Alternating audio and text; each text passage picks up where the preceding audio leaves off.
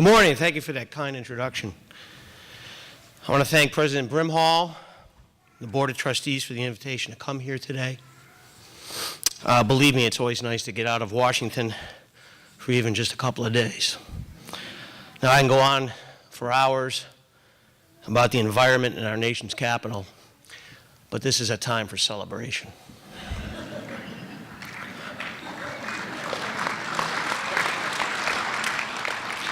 Now, I understand there are graduates here from many different health care programs at Western states. I find it very encouraging, the diversity of health disciplines among graduates here today. I can tell you that in Washington and many state capitals, a focus on integrative care is gaining considerable steam. Just recently in the U.S. House of Representatives, the Integrative Health and Wellness Caucus was formed, and it's described by its founders as, quote, a nonpartisan educational forum for legislators to receive up-to-date information from experts related to best practices and new research, and to discuss legislative and administrative opportunities for integrative health, end quote. Now, the caucus founders also noted that integrative health emphasizes prevention, health creation, health promotion, and general well-being. It includes therapies like you have studied here at Western states. The founders also claim that at a time when the most expensive drains on our nation's health dollars are often chronic conditions, integrative approaches can offer improved outcomes with lower cost. However, while at least a third of Americans use complementary alternative medicines, access is often, as you know, inconsistent. Now, I'm hopeful that this new congressional caucus will provide a platform for legislators to participate together and focus on the important opportunity that integrative health and wellness approaches offer across federal-funded health programs, and find ways to make these solutions more available to the public. Now, we at the American Chiropractic Association have already reached out to the caucus, and we'll be working with them early next year, and are at the ready to provide input, guidance, and advice as the caucus moves forward. Now, on the state level, right here in Oregon, relatively recent guidelines set forth by the Oregon Health Authority, Medicaid patients in the state will be able to receive alternative treatments, including the services provided by doctors of chiropractic to help reduce pain. And the chief driver, of course, in all this is to help alleviate the scourge of opioids. And I'll talk more about that a little bit later. Now, it's my understanding that the Health Evidence Review Commission here in Oregon decided to add these treatments because the research is clear.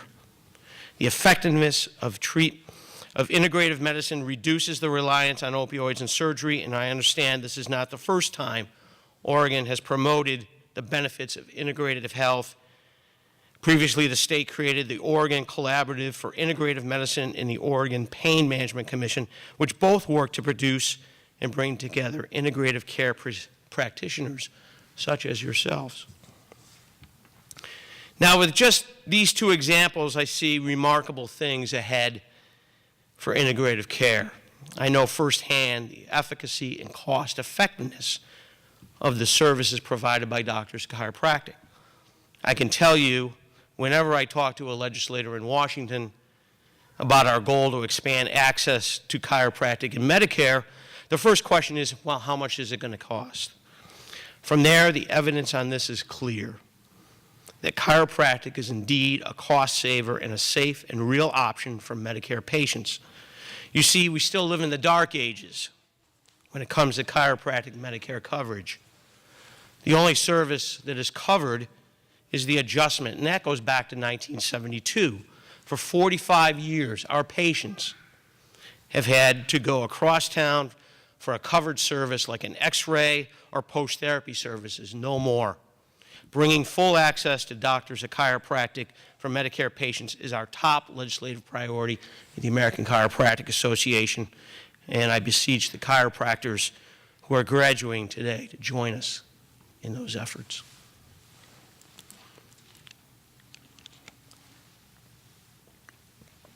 Now I'm going to get a little personal. Less than 2 months ago, my father passed away at the ripe age of 94. A very good life. I was one of 6 children, nice Catholic family. Pops, like many of his age, fought in World War II, enlisting in the Navy at the age of 17 while the world was in turmoil in Europe. But as we here in the United States, basked in a relative calm. However, in December of 1941, while he was sipping a cup of coffee on a supply ship at Pearl Harbor, America's innocence and isolationism came to a screeching halt, as we were now part of the worldwide struggle to rid humankind from the ugly stain of tyranny.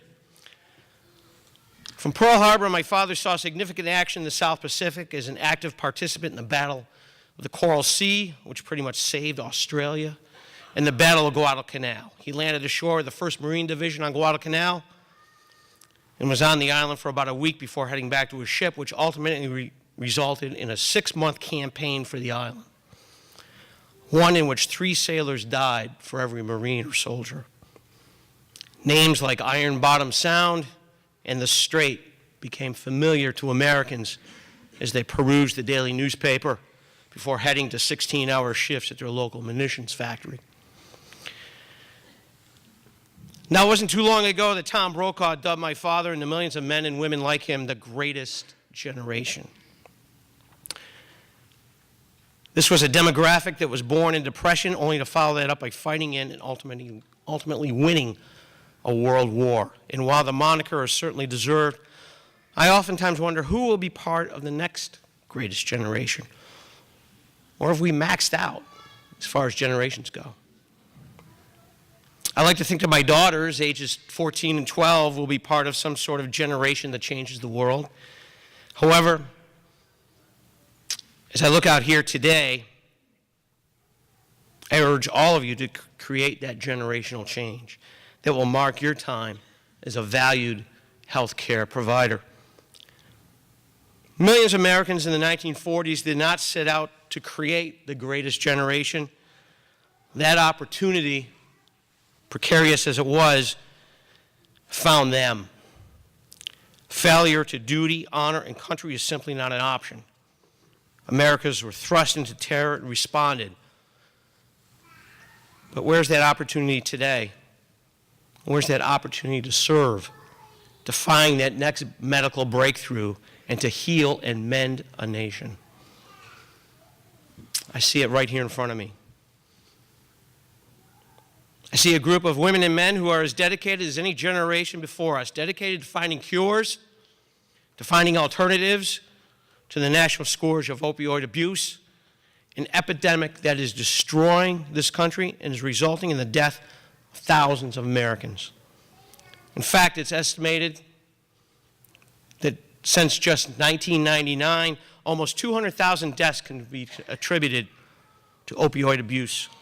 That's exactly half the total number of Americans killed in World War II.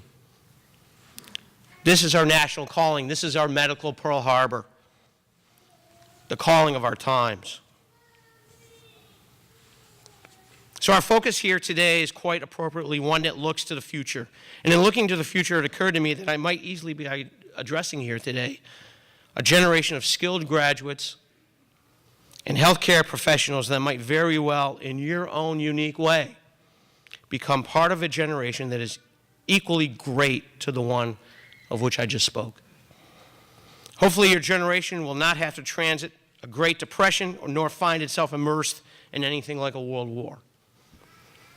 But undoubtedly, as we look to the future, there will be challenges aplenty, especially when it comes to providing our nation with a type of vibrant and progressive health care system that it both needs and deserves. And that's where you come in. You've received here a stellar education. I believe this is indisputable. The reputation of Western states is renowned, as is the reputation of its graduates. So when we look to the challenges of the future, I can easily imagine that you graduates here today will be exceptionally well equipped to bring a certain greatness to our nation and especially to an integrated system of health care that will benefit millions. And let me add this. On your path to greatness, which I believe is sure to come, I want you to think about one important attribute, and that is the critical importance of functioning as a professional as you carry out your work in the delivery of health care. You may ask, what does it mean to be or conduct oneself as a professional? We can, in fact, define professionalism to a great degree, and we certainly know it when we see it and when we do not.